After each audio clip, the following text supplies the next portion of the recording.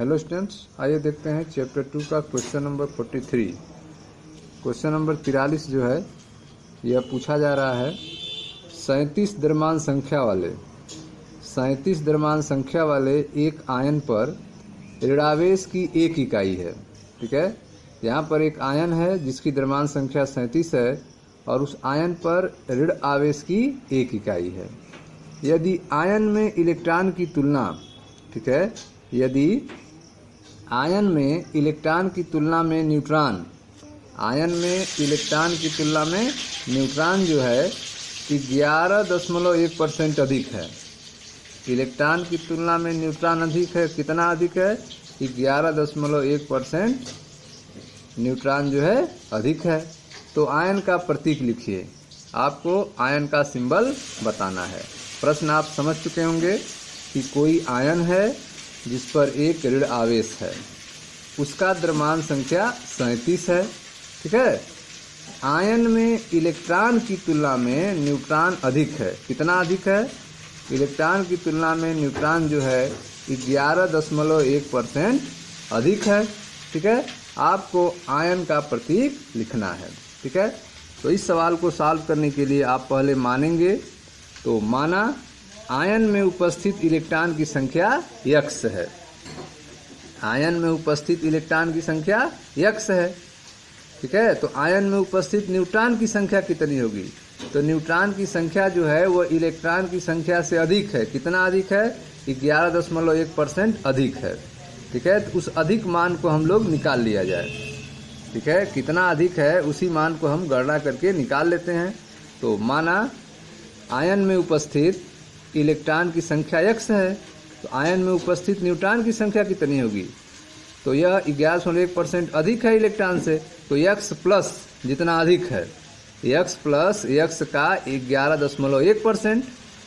ठीक है, आयन में उपस्थित न्यूट्रॉन की संख्या बराबर इलेक्ट्रॉन की संख्या प्लस 11.1% अधिक है, तो x का 11.1%, अर्थात x का x गुणे 11.1/100। इसको आप सॉल्व करेंगे तो यह आ जाएगा 1.11x। तो आयन में उपस्थित न्यूट्रॉन की संख्या कितनी हो गई? 1.11x हो गई। क्योंकि आयन में एक इकाई ऋणावेश है, यह भी प्रश्न में दिया गया है कि आयन में एक इकाई ऋणात्मक आवेश है, अतः जनक परमाणु में उपस्थित इलेक्ट्रॉन की संख्या कितनी होगी? तो x-1 हो जाएगी।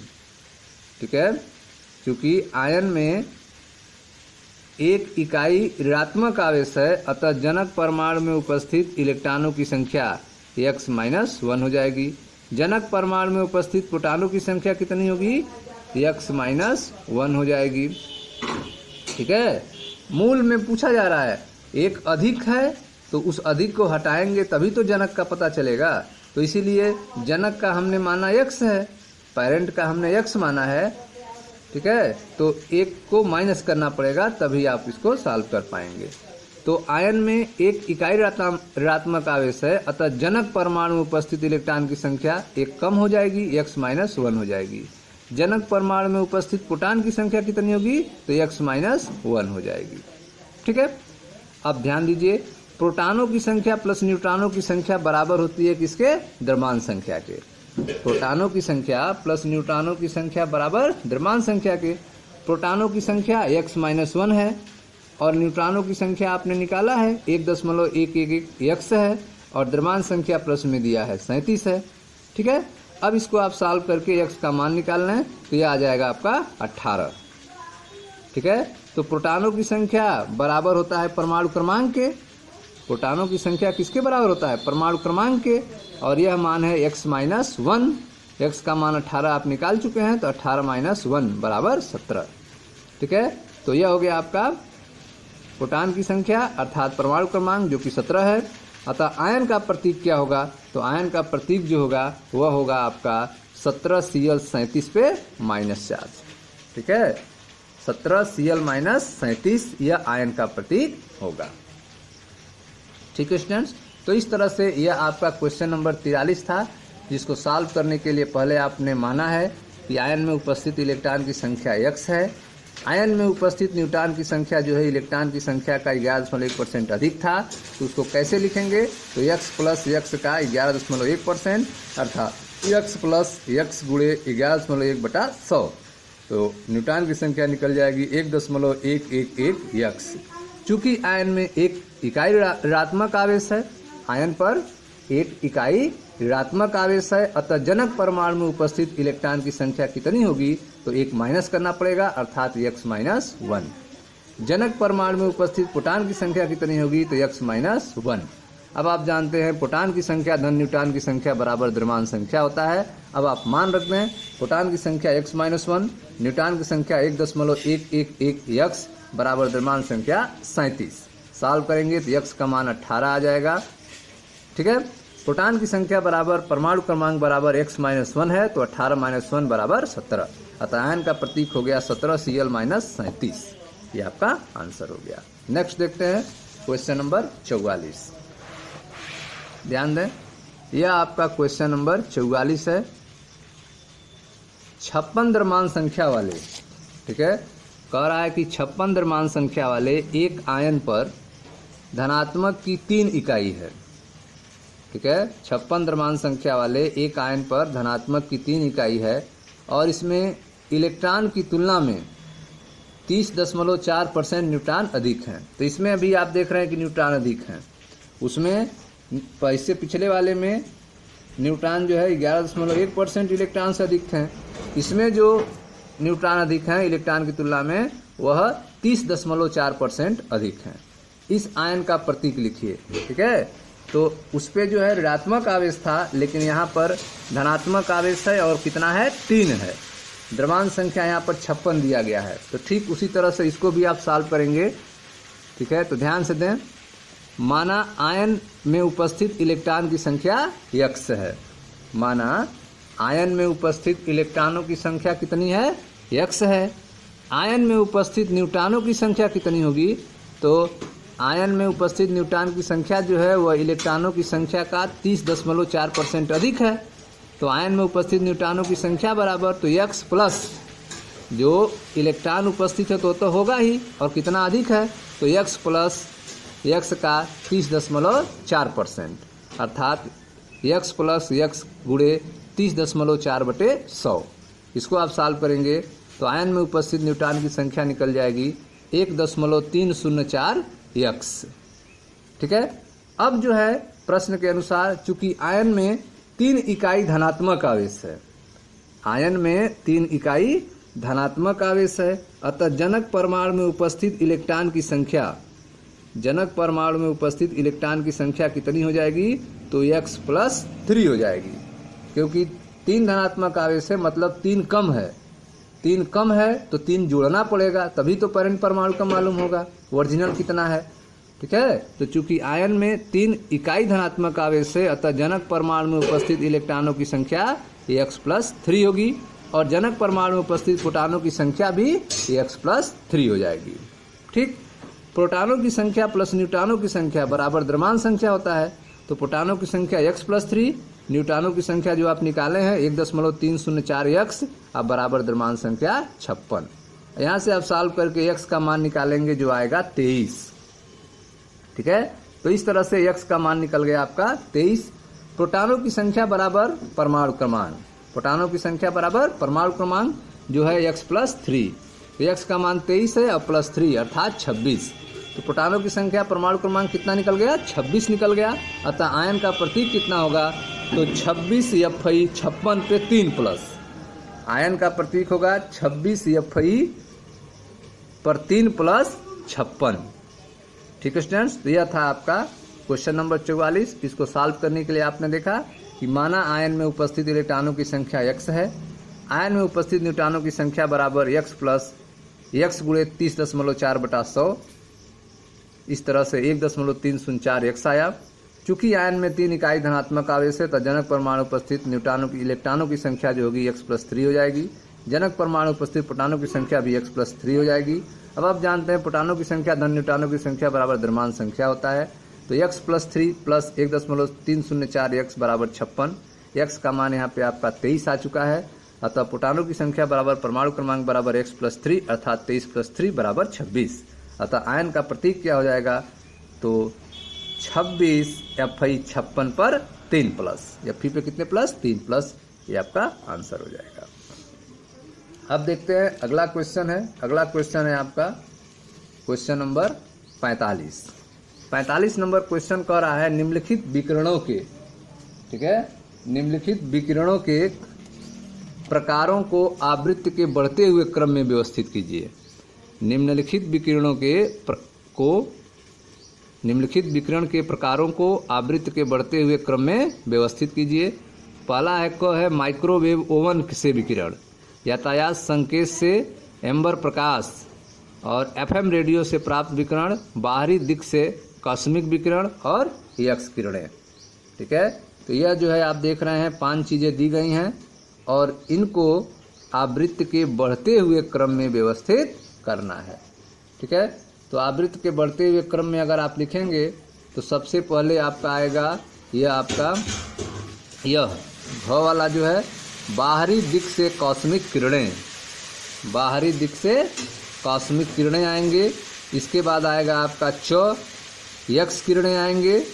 ठीक है, उसके बाद ख आएगा यातायात संकेत में यूज होने वाला अंबर प्रकाश, फिर आपका क आएगा माइक्रोवेव ओवन और लास्ट में आपका ग आएगा एफएम रेडियो से प्राप्त विकिरण। ठीक है, तो इस तरह से अगर हम विकिरणों के प्रकार को आवृत्ति के बढ़ते हुए क्रम में व्यवस्थित करें तो यह व्यवस्था का क्रम जो होगा वह होगा सबसे पहले घ, उसके बाद फिर लेस देन च, फिर लेस देन ख, फिर लेस देन क और फिर लेस देन ग होगा। ठीक है, तो यह एक क्रम बनेगा, उस क्रम को आप लिखेंगे।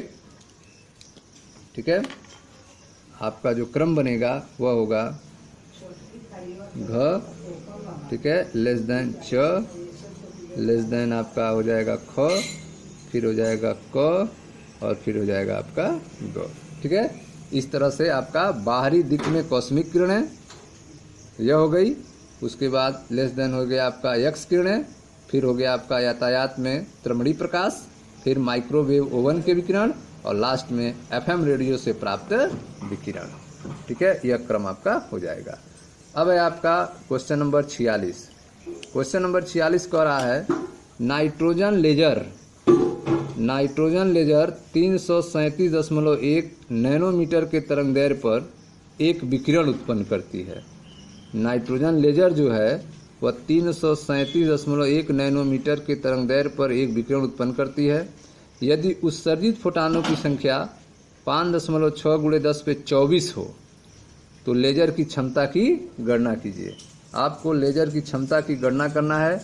इसमें फोटानों की संख्या दिया गया है और तरंगदैर्घ्य का मान दिया गया है। तो कैसे गणना करेंगे, एनर्जी का मान ज्ञात करना है, क्षमता का मान ज्ञात करना है। तो ध्यान दें, क्वेश्चन नंबर 46 है आपका नाइट्रोजन लेजर विकिरण की तरंगदैर्घ्य। नाइट्रोजन लेजर विकिरण की तरंगदैर्घ्य का मान दिया है 337.1 नैनोमीटर। इसको आप चेंज कर लें, 337.1 × 10⁻9 मीटर हो गया। फोटानों की संख्या दिया है, एन का मान दिया है 5.6 × 10⁻24।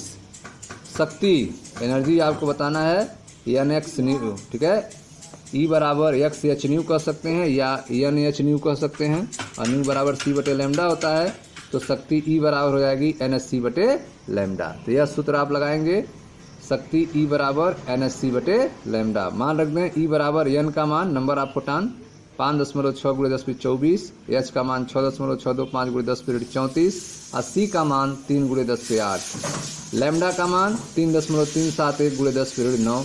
इसको आप सॉल्व करेंगे तो आपको शक्ति का मान निकल जाएगा 3.3 × 10⁻6 जूल। लेजर की क्षमता कितनी होगी, 3.3 × 10⁻6 जूल होगी। ठीक है, यह आपका आंसर हो जाएगा। अब आते हैं क्वेश्चन नंबर 47 पे। क्वेश्चन नंबर 47 जो है कह रहा है नियान गैस को सामान्यतः संकेत बोर्डों में प्रयोग किया जाता है। नियान गैस को सामान्यतः संकेत बोर्डों में यूज किया जाता है। यदि यह 616 नैनोमीटर पर प्रबलता से विकिरण उत्सर्जन करता हो तो उत्सर्जन की आवृत्ति बताइए, 30 सेकंड में इस विकिरण द्वारा तय की गई दूरी बताइए क्वांटम की ऊर्जा बताइए, उपस्थित क्वांटम संख्या की गणना कीजिए यदि यह 2 जूल की ऊर्जा उत्पन्न करती हो। ठीक है, तो इस प्रश्न में आपको 4 चीज़ों की गणना करना है। तो आइए एक एक चीज़ों को देखते हैं। क्वेश्चन नंबर 47, पहले उत्सर्जन की आवृत्ति निकालते हैं। तो जो सूचना दी गई है पहले उसको लिखते हैं। 616 नैनोमीटर प्रबलता का विकिरण है, तो लैम्डा का मान जो प्रश्न में दिया है वह है आपका 616 नैनोमीटर। यह तो प्रश्न में दिया हुआ है लैम्डा बराबर 616 नैनोमीटर। इसको चेंज कर लें तो हो जाएगा 616 × 10⁹ मीटर। विकिरण की आवृत्ति C बराबर न्यू लैम्डा, विकिरण की आवृत्ति C बराबर न्यू लैम्डा। न्यू का मान निकालना है, न्यू बराबर C बटे लैम्डा, न्यू बराबर C बटे लैम्डा, यह सूत्र लगेगा। C का मान आप लिखें 3 × 10⁸ होता है, लैम्डा का मान 616 × 10⁹ होता है। सॉल्व कर लें, विकिरण की आवृत्ति निकल जाएगी आपका, यह हो जाएगा आपका 4.87 × 10⁻14 पर सेकेंड। ठीक है, तो विकिरण की आवृत्ति कितनी हो गई? 4.87 × 10⁻14 पर सेकेंड। सूत्र कौन सा लगा है? सूत्र विकिरण की आवृत्ति जो है न्यू बराबर C/λ लगा है। ठीक है, उत्सर्जन की आवृत्ति आपका आंसर आ चुका है। अब आपको निकालना है 30 सेकेंड में तय की गई दूरी। तो 30 सेकेंड में तय की गई दूरी, तो 1 सेकेंड में तय की गई दूरी प्रकाश की चाल से 3 × 10⁸ मीटर। ठीक है, तो 30 सेकेंड में तय की गई दूरी, तो 30 से मल्टीप्लाई कर देंगे तो 30 × 3 × 10⁸ हो जाएगा, अर्थात 9 × 10⁹ मीटर। 9 × 10⁹ मीटर, अर्थात 30 सेकेंड में तय की गई दूरी जो होगी वह 9 × 10⁹ मीटर होगी। क्वांटम की ऊर्जा निकालना है, तो क्वांटम की ऊर्जा E बराबर h न्यू होता है। तो E बराबर h का मान 6.625 × 10⁻34, न्यू का मान 4.87 × 10⁻14 मल्टीप्लाई कर देंगे तो 32.27 × 10⁻20 जूल आ जाएगा क्वांटम ऊर्जा का मान। ठीक है, क्वांटम्स की संख्या पूछ रहा है, तो क्वांटम की संख्या का सूत्र आप लगाओगे कुल उत्पादन ऊर्जा बटे एक क्वांटम की ऊर्जा। क्वांटम संख्या बराबर क्या होगा? कुल उत्पादन ऊर्जा अब बटे एक क्वांटम की ऊर्जा। कुल उत्पादन ऊर्जा प्रश्न में दिया है 2 जूल दिया हुआ है, और एक क्वांटम की ऊर्जा आप निकाले हैं 32.27 × 10⁻20 जूल। ठीक है, इसको डिवाइड कर देंगे तो आ जाएगा 6.2 × 10⁻18। अतः उपस्थित क्वांटम की संख्या कितनी होगी? तो 6.2 × 10⁻18 होगी। ठीक है स्टूडेंट, तो यह था आपका क्वेश्चन नंबर 47। अब आते हैं क्वेश्चन नंबर 48 पे। क्वेश्चन नंबर 48 कह रहा है कि खगोलीय प्रेक्षणों में दूरस्थ तारों से मिलने वाले संकेत बहुत कमज़ोर होते हैं। खगोलीय प्रेक्षणों में दूरस्थ तारों से मिलने वाले संकेत बहुत कमज़ोर होते हैं।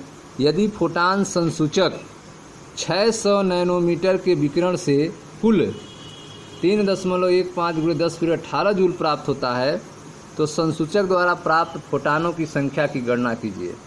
ठीक है, तो यहाँ पे तरंग दैर्घ्य दिया हुआ है, ऊर्जा का मान दिया हुआ है, E का मान दिया है, आपको N का मान निकालना है। ठीक है, तो E बराबर NSC बटे लैम्डा का यूज करके N का मान आप निकाल लेंगे। ठीक है, तो यह देखते हैं क्वेश्चन नंबर 48। फोटान की ऊर्जा दिया हुआ है 3.15 × 10⁻18 जूल। विकिरण का तरंग दैर्घ्य दिया हुआ है 600 नैनोमीटर, तो यह हो गया 600 × 10⁻9 मीटर या 6 × 10⁻7 मीटर हो गया। आप जानते हैं सूत्र E बराबर NH न्यू होता है या E बराबर NSC बटे लैम्डा। फोटान की संख्या N का मान निकालना है, तो N बराबर हो जाएगा E लैम्डा बटे HC। N बराबर हो जाएगा फोटान संख्या E लैम्डा बटे HC। मान रख दें N बराबर E का मान 3.15 × 10⁻18, लैम्डा का मान 6 × 10⁻7, H का मान 6.625 × 10⁻34 और C का मान 3 × 10⁻8। इसको आप सॉल्व करेंगे तो N का मान निकल जाएगा 9.51, जो लगभग 10 के बराबर होगा। अतः फोटानों की अभिष्ट संख्या कितनी होगी? 10 होगी। ठीक है स्टूडेंट्स, तो यह था आपका क्वेश्चन नंबर 48। अब आते हैं क्वेश्चन नंबर 49 पे। क्वेश्चन नंबर 49 कह रहा है कि उत्तेजित अवस्थाओं में अणुओं के जीवन काल का माप प्रायः लगभग नैनो सेकेंड परास वाले विकिरण के स्रोत का उपयोग करके किया जाता है। ठीक है, तो उत्तेजित अवस्थाओं में अणुओं के जीवन काल का माप जो है वह प्रायः नैनो सेकेंड परास वाले, लगभग नैनो सेकेंड परास वाले विकिरण स्रोत का उपयोग करके किया जाता है। यदि विकिरण स्रोत का काल 2 नैनोसेकंड हो, यदि विकिरण स्रोत का काल 2 नैनोसेकंड और स्पंदित विकिरण स्रोत के दौरान उत्सर्जित फोटान की संख्या 2.5 × 10⁻15 हो तो स्रोत की ऊर्जा की गणना कीजिए। ठीक है, तो आपको स्रोत की ऊर्जा की गणना करना है। यहाँ पे आपको समय दिया गया है 2 नैनोसेकंड और फोटान की संख्या दिया गया है। इस आधार पे आपको ऊर्जा की गणना करना है। तो कैसे लगाएंगे इसको, देखें क्वेश्चन नंबर 49 को। स्रोत से विकिरण की अवधि 2 नैनोसेकंड दिया हुआ है। स्रोत से विकिरण की अवधि कितनी है, 2 नैनोसेकंड अर्थात 2 × 10⁹ सेकंड। आवृत्ति न्यू बराबर 1, अवधि जो है 1/t, टाइम जो होगा 1/t। तो ठीक है, आवृत्ति अवधि 1/t, तो 1/t का मान जो है 2 × 10⁹, तो यह निकल गया आपका 0.5 × 10⁹ पर सेकेंड। ठीक है, आवृत्ति अवधि हो गई आपकी 0.5 × 10⁻⁹ सेकेंड। उत्पन्न कार्बन की संख्या कितना दिया है प्रश्न में, 2.5 × 10⁻15 दिया हुआ है। ठीक है, यह संख्या दिया हुआ है 2.5 × 10⁻15। यह संख्या जो है क्या है, उत्पन्न जो है फोटानों की संख्या है, उत्पन्न फोटानों की संख्या। तो उत्पन्न फोटानों की संख्या आप देख रहे हैं दिया हुआ है 2.5 × 10⁻15। तो सूत्र आप ऊर्जा का सूत्र E बराबर NH न्यू होता है, E बराबर NH न्यू। N का मान 2.5 × 10⁻15 हो गया, H का मान 6.625 × 10⁻34 हो गया और न्यू का मान जो हो गया वह 0.5 × 10⁻9 हो गया। सॉल्व करेंगे तो E का मान निकल जाएगा 8.28 × 10⁻10 जूल। अतः स्रोत की कुल ऊर्जा होगी 8.28 × 10⁻10 जूल। ठीक है, तो अवधि दिया गया था, आवृत्ति आपने निकाला है न्यू का मान, तो न्यू बराबर 1/t हो जाएगा, न्यू बराबर 1/t हो जाएगा। ठीक है, आवृत्ति बराबर 1/, आवर्तकाल होता है तो आवृत्ति जो है 1/t हो जाएगा। तो यहाँ से आप जो है आवृत्ति निकाल लेंगे। तो क्वेश्चन को कैसे सॉल्व करेंगे, तो प्रश्न के अनुसार जो दिया हुआ है मान दिया हुआ था स्रोत से विकिरण की अवधि, टाइम दिया गया था 2 नैनोसेकंड का, तो 2 × 10⁻9 नैनोसेकंड हो गए, सेकंड हो गया आपका। आवृत्ति न्यू बराबर 1/t होता है, आवृत्ति न्यू बराबर 1/t होता है, आवृत्ति बराबर 1/, आवर्तकाल होता है। तो ये साइंस, तो 1/t का मान रख दिए, तो आवृत्ति न्यू का मान निकल गया। अब उत्पन्न फोटान की संख्या प्रश्न में दिया हुआ है 2.5 × 10⁻15। अब ऊर्जा का आप सूत्र लगा दिए E बराबर NH न्यू, तो N का मान रख दिए, H का मान और न्यू का मान सॉल्व कर लिए, तो कुल ऊर्जा निकल गया 8.28 × 10⁻10 जूल। ठीक है स्टूडेंट, यह था आपका क्वेश्चन नंबर 49। अब अगला देखते हैं क्वेश्चन नंबर 50 को। तो क्वेश्चन नंबर 50 से स्टूडेंट्स अगले वीडियो में पढ़ा जाएगा। मिलते हैं नेक्स्ट वीडियो में। मैं मनीष गुप्ता अपने चैनल में आपका स्वागत करता हूं। वीडियो को लाइक करें, शेयर करें, चैनल को सब्सक्राइब करें। धन्यवाद दोस्तों।